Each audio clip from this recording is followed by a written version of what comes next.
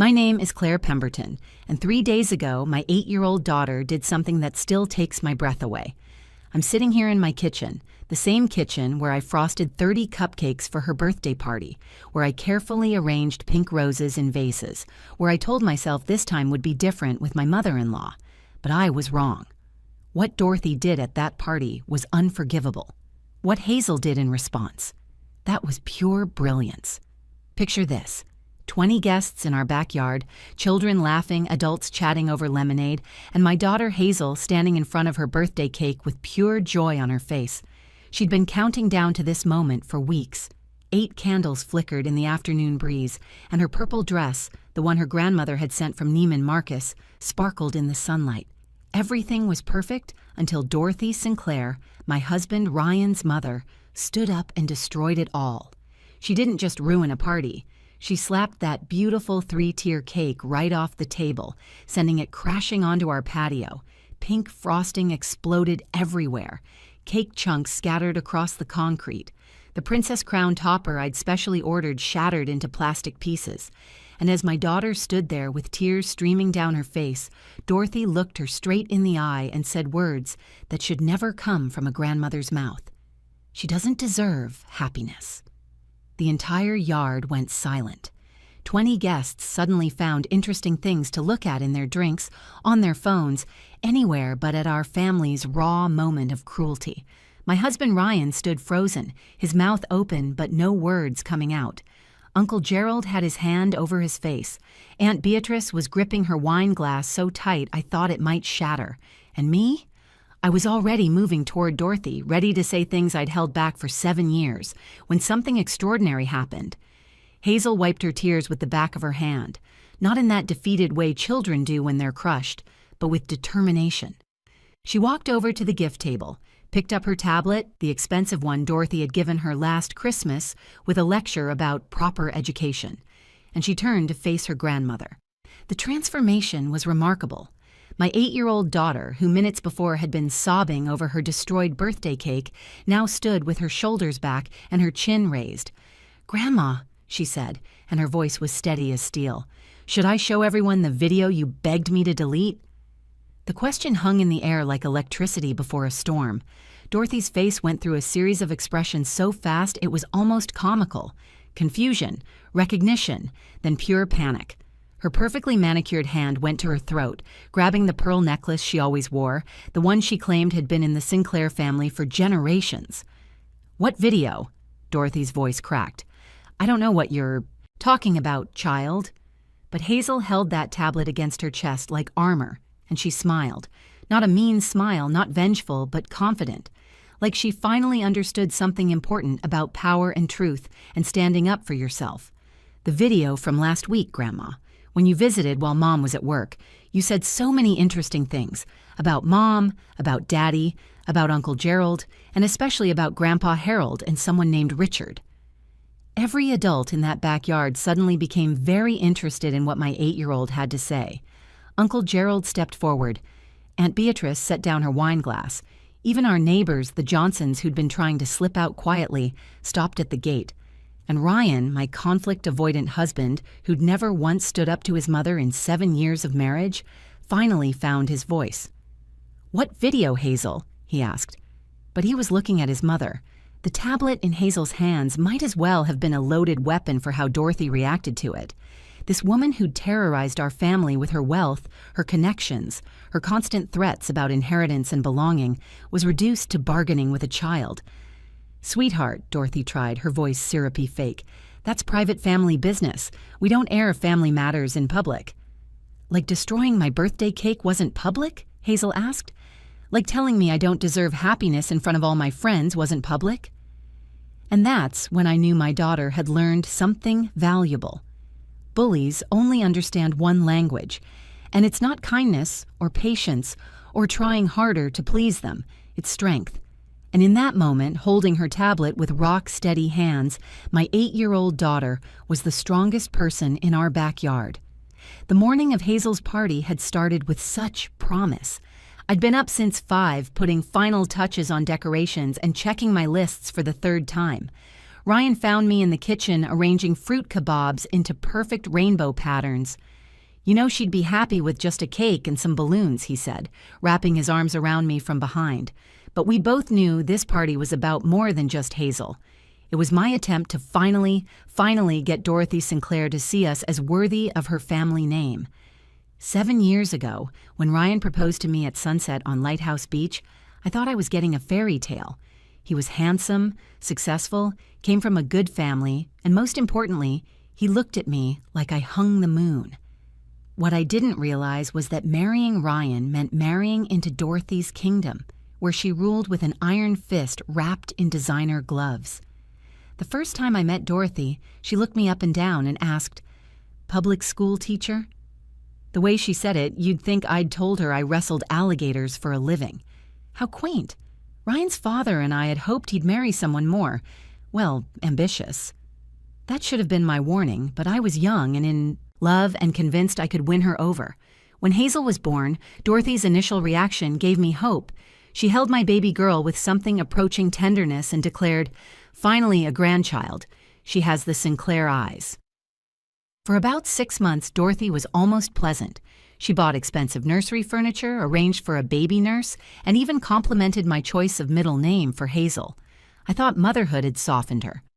The honeymoon ended when Hazel started walking. "She's clumsy," Dorothy observed during a Sunday dinner. "You should enroll her in ballet immediately. We can't have a graceless Sinclair." When Hazel was 3 and preferred finger painting to the fancy dollhouse Dorothy bought, the criticism intensified. "You're letting her become wild, Claire. This is what happens when children aren't given proper structure." But the real breakdown in our relationship came last year. Dorothy had pulled strings to get Hazel tested for Pemberton Academy, her alma mater and the most exclusive private school in the state. When the rejection letter arrived, Dorothy didn't speak to me for a month. Then at Thanksgiving, after 3 glasses of wine, she let loose. If Ryan had married Victoria Ashford like I'd arranged, this never would have happened. The Ashfords have been at Pemberton for 4 generations. Ryan's father, Harold, had been our buffer. A kind man who'd built his fortune in commercial real estate but never forgot his middle-class roots. Harold would squeeze my shoulder at family dinners and whisper, "Don't let her get to you, dear. She wasn't born with money either, you know." When he died 2 years ago from a sudden heart attack, we lost our only ally in the Sinclair family. Dorothy's grief transformed her from difficult to downright cruel. She'd show up unannounced to criticize my housekeeping. She'd take Hazel shopping and return her with stories about how Grandma says my regular clothes are embarrassing. She told anyone who'd listen that Ryan had married down and that I was lucky to have landed him. Uncle Gerald, Ryan's younger brother, tried to help when he could. He'd married Beatrice against Dorothy's wishes, too, though Beatrice came from new money, which was slightly more acceptable than my no-money background. "Just ignore her," Gerald would advise. "She'll move on to another target eventually." But she never did. I was the permanent thorn in Dorothy's perfectly manicured side. Planning Hazel's 8th birthday party became my mission. If I could just throw the perfect party, invite the right people, serve the right food, maybe Dorothy would finally see that I belonged. I studied party planning blogs like they were religious texts. I hired a professional baker for the cake. I even swallowed my pride and asked Dorothy for her input on the guest list. "Well," she'd said, looking at my carefully written names, "I suppose these people will do, though I don't know why you're inviting the whole neighborhood. Hazel should be cultivating friendships with children from better families." But she agreed to come, and that felt like progress. The night before the party, I couldn't sleep. I kept walking through my mental checklist, wondering what I'd forgotten, what detail Dorothy would find lacking. Ryan told me I was overthinking it, that his mother would behave herself at a child's party. "She loves Hazel," he assured me. "She wouldn't do anything to hurt her." How wrong we both were. Dorothy didn't just hurt Hazel that day. She revealed exactly what she thought of all of us. The party started at 2 o'clock sharp, just as I'd planned. Hazel's friends from school arrived first, their parents complimenting the decorations, while the kids immediately ran toward the bounce house we'd rented. The Johnsons from next door brought their twins, who handed Hazel a handmade birthday card that made her squeal with delight. Everything was falling into place exactly as I'd imagined. Dorothy arrived an hour late, naturally. I watched from the kitchen window as her Mercedes pulled into our driveway, followed by Gerald's BMW. She emerged wearing a cream-colored suit that probably cost more than our monthly mortgage, her hair perfectly styled despite the warm afternoon. Gerald helped Beatrice out of their car, and I saw them exchange a look that clearly said, "Let's get through this." "Grandma!" Hazel ran across the yard, her purple dress flying behind her. Dorothy accepted her hug stiffly, then held her at arm's length. "That dress looks cheaper than I remember," she announced, loud enough for several parents to hear. "Did your mother wash it wrong?"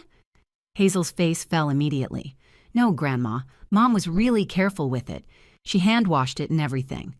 "Well, something's off about it."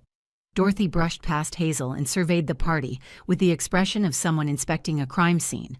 "Claire, the bounce house is rather tacky, don't you think? And paper plates? Really?"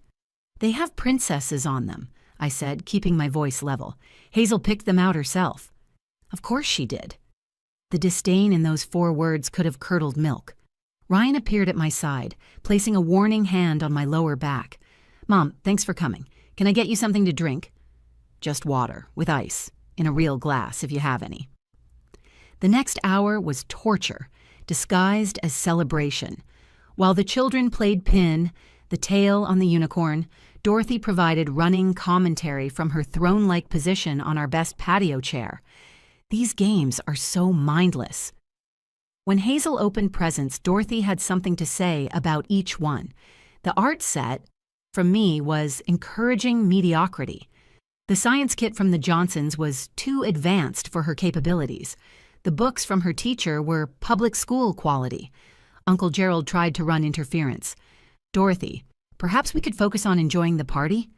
But she silenced him with one of her signature looks, the kind that had probably been freezing people in place since her sorority days. The real tension started during the talent show portion, something Hazel had specifically requested. Each child got up to perform something special. When little Amy Johnson sang a Taylor Swift song off-key but with enthusiasm, Dorothy actually laughed. Not a kind laugh, but the sort that made Amy's mother flush red and pull her daughter closer. Hazel performed last, doing a dance routine she'd been practicing for weeks. She moved with the natural grace of a happy child, spinning and leaping with pure joy. I was filming on my phone, tears pricking my eyes at how proud she looked. Then I heard Dorothy's stage whisper to Beatrice, "This is what happens when you can't afford proper dance lessons. The child moves like a baby elephant." Hazel heard it too. She stopped mid-spin, her arms dropping to her sides. But she finished the routine, her smile now forced, and the applause from the other guests couldn't erase the damage done. "Time for cake," I announced, desperate to move past the moment. I'd practiced carrying that 3-tier masterpiece, knew exactly how to balance it, how to make an entrance that would photograph perfectly. The bakery had outdone themselves with pink frosting roses, edible glitter, and a princess crown on top that actually sparkled. As I walked out, everyone started singing Happy Birthday, everyone except Dorothy. She stood up abruptly, her chair scraping against the patio stones. "This is ridiculous," she announced over the singing. "All this fuss for a child who can't even get into a proper school." The singing faltered but continued weakly. I kept walking toward the table, focusing on Hazel's face, trying to salvage the moment. We were 3 verses in when Dorothy's voice cut through again. "You know she's never going to amount to anything, right? Not with you as her mother, Claire." "Mom, please," Ryan finally spoke up. "It's Hazel's birthday." "Exactly. And look at this spectacle. You're teaching her that mediocrity deserves celebration." Dorothy moved toward the table where I'd just set down the cake. Her eyes had that glint I'd seen before, right before she'd do something cruel. She needs to learn that, in this family, we earn our happiness. The slap was vicious and deliberate. Her palm connected with the side of the cake with such force that it didn't just tip over, it flew off the table entirely. 3 tiers of pink perfection exploded against the concrete patio. Frosting splattered across chairs, plates, and the hem of Amy Johnson's party dress. The crown topper skittered across the ground and stopped at Hazel's feet, broken into 3 pieces. "She doesn't deserve happiness," Dorothy declared, staring straight at my daughter. Not until she proves she's truly a Sinclair. The silence that followed was absolute. 20 guests stood frozen like we were playing the world's most horrible game of statues. I saw Mrs. Johnson cover her daughter Amy's eyes. Mr. Peterson from across the street had his phone halfway raised, like he'd been about to take a photo but couldn't process what he'd just witnessed. Even the children, usually impossible to quiet, stood motionless, their young minds trying to understand why a grandmother would do something so mean. Hazel stood in the middle of it all, tears rolling down her cheeks as she stared at the destroyed cake. Her special cake, the one she'd helped design, the one she'd been dreaming about for weeks. Pink frosting was splattered across her new shoes, the ones she'd insisted on saving specifically for her birthday. Her lower lip trembled, and I watched her hands ball into tiny fists at her sides. My maternal rage kicked in with the force of a hurricane. I started moving toward Dorothy, words I'd held back for 7 years rising in my throat. This woman had insulted me, belittled my career, questioned my worth, and I'd taken it all. But attacking my child? That was the line she should never have crossed. Ryan grabbed my arm, not to stop me, but more like he was anchoring himself, his face pale with shock. "How dare you?" I started, my voice low and dangerous. But before I could continue, before I could unleash years of pent-up fury, something unexpected happened. Hazel unclenched her fists. She took a deep breath that seemed too big for her small body. Then, with movements so calm they seemed almost rehearsed, she wiped her tears with the back of her hand. Not frantically, not desperately, but deliberately, like she was clearing a window to see better. She turned away from the cake disaster and walked to the gift table with purpose. Everyone watched as she picked up her tablet, the silver one in the expensive case that Dorothy had given her last Christmas. I remembered that day clearly because Dorothy had made such a production of it, announcing that proper education requires proper tools, and making sure everyone knew exactly how much it had cost. Hazel had thanked her politely, but later told me she would have preferred books. Now Hazel held that tablet against her chest and turned to face her grandmother. The transformation in my daughter was stunning. The crying 8-year-old was gone, replaced by someone who looked older, wiser, and completely in control. Her voice, when she spoke, was steady as a news anchor's. "Grandma, should I show everyone the video you begged me to delete?" Dorothy's superior expression crumbled instantly. "What video? What are you talking about, child?" "The one from last week," Hazel said, her finger hovering over the tablet screen. "Tuesday afternoon. Mom was at work and Daddy was in his office on a conference call. You didn't know I was in the living room recording my dance practice for TikTok. Remember? You were on the phone for a really long time." The color drained from Dorothy's face so fast I thought she might faint. Her perfectly manicured hand went to her throat, fingers finding her pearl necklace like it was a lifeline. "Hazel, sweetheart, I don't know what you think you heard, but grown-up conversations are private." "Is it private when you called Mom a gold digger?" Hazel asked, tilting her head slightly. "Or when you told the person on the phone that Uncle Gerald was— what was the word? Oh, right, a pathetic leech who would never see a penny of Grandpa's money if you could help it?" Gerald stepped forward, his casual demeanor replaced with sharp attention. "What did you just say?" Hazel shifted the tablet in her hands, making sure everyone could see she had it ready to play. "There's more, Uncle Gerald. She talked about Grandpa's will, about hiding money, and she kept calling someone named Richard Darling. She said something about waiting 2 years after Grandpa died being respectable enough." Beatrice gasped audibly. Several of the party guests moved closer, their polite discomfort replaced with genuine interest. This wasn't just family drama anymore. This was revelation. Dorothy's voice went shrill. "You're making this up. You're lying." "I don't lie, Grandma," Hazel said simply. "Mom taught me that lying is wrong. But you lied, didn't you? You lied to Grandpa. You lied to Daddy and Uncle Gerald. And you've been lying to everyone." Ryan stepped forward, his grip on my arm loosening. "Hazel, what exactly is on that video?" My daughter looked at her father with those big eyes, the Sinclair eyes that Dorothy had once been so proud of. "Do you really want to know, Daddy? It's pretty sad. Grandma says mean things about everyone, even you." The backyard had become an arena, and my 8-year-old daughter stood at its center, holding all the power in her small hands. The woman who'd ruled through intimidation and wealth was being brought down by the very grandchild she'd just claimed didn't deserve happiness. Dorothy lunged forward with surprising speed for a woman in heels, her hands reaching for the tablet. "Give that to me right now, you little brat!" Hazel stepped backward, holding the device high above her head. The move was so smooth, so prepared, that I realized my daughter had anticipated this exact reaction. She'd thought this through, planned for her grandmother's desperation.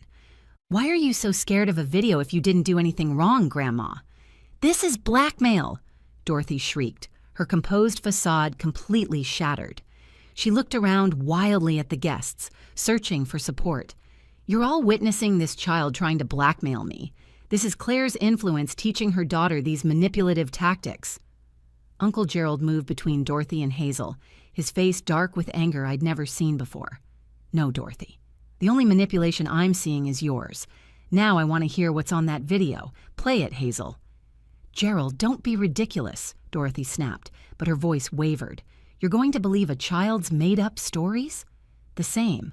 Child you just assaulted by destroying her birthday cake." Beatrice stepped forward, linking her arm through Gerald's.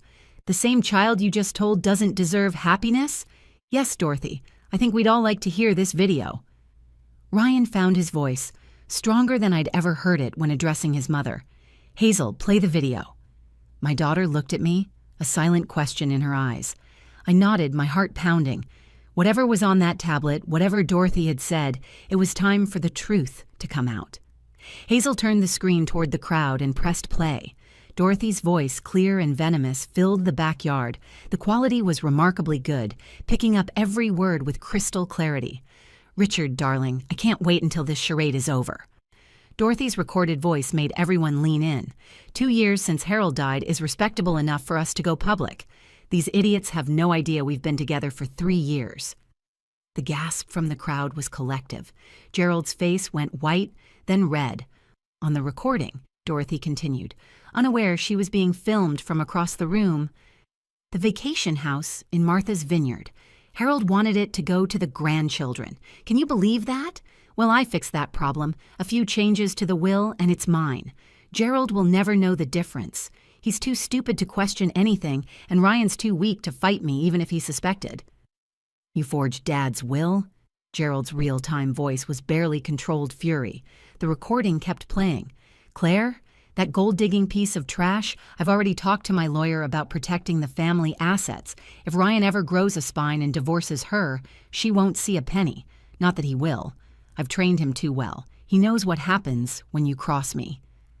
My husband's face was a study in devastation.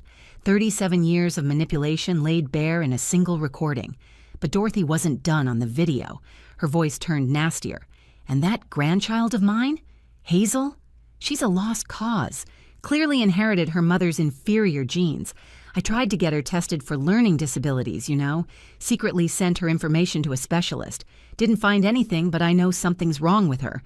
No true Sinclair would be so ordinary." The real Hazel stood taller, her chin raised despite the horrible words. The recording continued for another minute, Dorothy detailing her plans to gradually push me out of the family, to convince Ryan I was having an affair, to turn Hazel against me as she got older. "The best part," the recorded Dorothy laughed, a sound like breaking glass, "is that they all still try so hard to please me. That pathetic birthday party Claire's planning, she actually asked for my input like I care about some trashy backyard carnival. I'll go, of course. I need to document how unsuitable she is as a mother." The recording ended. The silence that followed was deafening. Every guest stared at Dorothy, who stood in the middle of the patio like a statue made of rage and fear. "That's fabricated!" she finally screamed. "That's AI or something. You can fake anything these days." "Is Richard fake too?" Beatrice asked coldly. "Because I remember you mentioning someone named Richard Hartley from your country club. Your golf partner's widow seemed very upset when he started dating someone right after her husband died." Dorothy's mouth opened and closed like a fish, gasping for air. Ryan stepped forward, and for a moment, I thought he might actually comfort his mother despite everything. Instead, he took the tablet from Hazel's hands, looked at the screen, then back at Dorothy.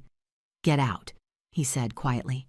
Then his voice rose to a roar that made everyone jump. "Get out of my house! Get out of our lives!"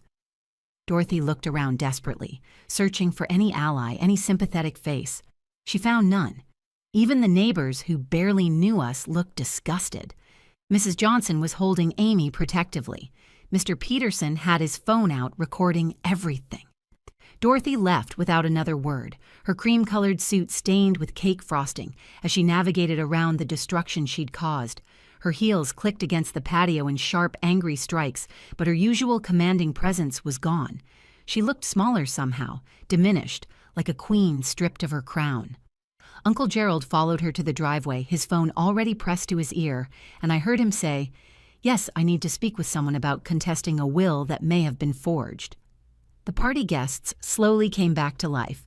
Mrs. Johnson was the first to move, grabbing paper towels from the table and starting to clean up cake debris. "Let me help with this mess," she said kindly, giving me a supportive smile. Within minutes, everyone was helping, turning what could have been an awful ending into something like community. But the moment that will stay with me forever came when Hazel tugged on my dress. I knelt down to her level, ready to console my brave little girl, when she whispered something that stunned me. "Mom, I need to tell you a secret. I didn't actually record Grandma." I pulled back to look at her face. "What do you mean?" "I heard her say all those things on the phone last week. I was practicing my dance in the living room, and she didn't know I was there. But I wasn't recording. My tablet was charging in my room." She bit her lip, looking worried. I just remembered everything she said and pretended I had it on video. When she got so scared, I knew it must all be true. Did I do something bad? My 8-year-old daughter had pulled off a bluff that would make professional poker players proud. She'd used Dorothy's own guilty conscience against her, and it had worked perfectly. I pulled her into the tightest hug, tears streaming down my face. "No, baby, you did something incredibly brave. You stood up to a bully." Ryan joined our hug, and I felt his body shaking. When I looked up, he was crying too. "I'm so sorry," he kept repeating. "I should have protected you both. I should have stood up to her years ago." The party salvaged itself in the most unexpected way. The bakery, it turned out, was owned by Mr. Peterson's brother. When he heard what had happened, he personally delivered a brand new cake within an hour, refusing any payment. "Nobody ruins a kid's birthday on my watch," he said. This one had, "Hazel deserves all the happiness in the world," written in golden script. 3 months have passed since that unforgettable birthday party. The fallout was swift and dramatic. Gerald's lawyer discovered that Dorothy had indeed forged several documents related to Harold's will. The vacation house she'd claimed was legally transferred to a trust for the grandchildren. The investigation also revealed that Dorothy had been siphoning money from Harold's estate into private accounts she shared with Richard Hartley, who turned out to be more con artist than lover. He disappeared the moment legal troubles started, taking a good portion of Dorothy's hidden money with him. Dorothy moved to Arizona to live with her sister, her reputation in our community completely destroyed. She sent one letter trying to reconcile, but Ryan returned it unopened. "Some bridges need to stay burned," he told me, and I saw a strength in him I'd never seen before. He started therapy to deal with decades of manipulation and gaslighting. Our marriage has never been stronger. But the best outcome? Hazel learned a lesson that no expensive private school could have taught her.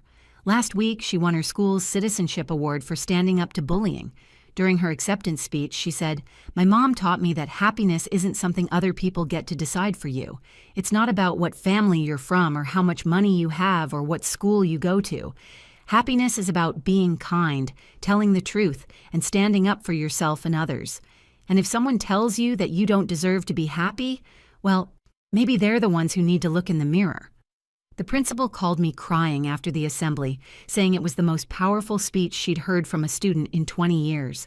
Hazel's teacher told me that several kids who'd been dealing with bullying came forward after hearing Hazel's story, finding courage in her example. Ryan and I have started a tradition. Every year on Hazel's birthday, we donate to an anti-bullying charity in Dorothy's name. We figure it's the best way to transform something ugly into something useful.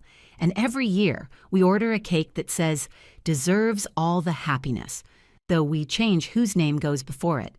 This year, we're putting Ryan's name. He's earned it. Sometimes the most powerful lessons come from the smallest teachers. My 8-year-old daughter taught me that standing up to a bully doesn't require actual evidence of their wrongdoing. Sometimes, just the threat of exposure is enough to make their house of cards collapse, because bullies know, deep down, that their power is built on fear and lies. And when someone finally calls their bluff, well, that's when you see who really deserves happiness. If you enjoyed this story, please hit that like button and share it with someone who needs to hear that they deserve happiness too. Leave a comment below about a time you or someone you know stood up to a bully. And don't forget to subscribe to our channel for more stories about ordinary people doing extraordinary things. Remember, happiness isn't something you earn or deserve based on someone else's standards. It's something you choose every single day.